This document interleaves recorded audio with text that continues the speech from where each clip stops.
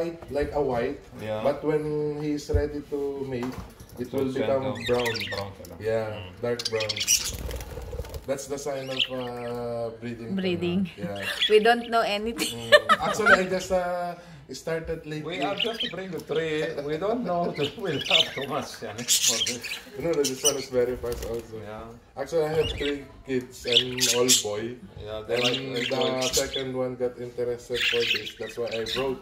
Sometimes I leave it in the house. Yeah. Turning, flying here. So difficult to return back and spending time to return them. Then after I brought this one, I got 5. I got interested in African because their sound is more louder rather than them. That's why I took this one. Right now they mate already. I'm expecting by next month. I got a 6 already.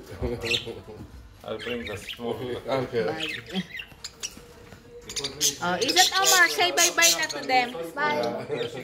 How about you, Izzat? Ilang ko po pala kayo? Opo. Pero hindi ako marunong. Yung asawa niyo po. Kaibigan niyo pa Ilonggo. Kapis. Dali. Bye-bye, Budgie. Bye-bye. Don't let them like that and they will go out.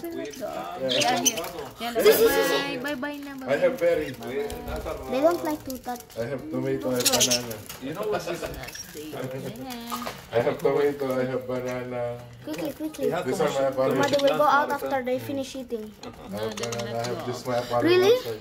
Except inside.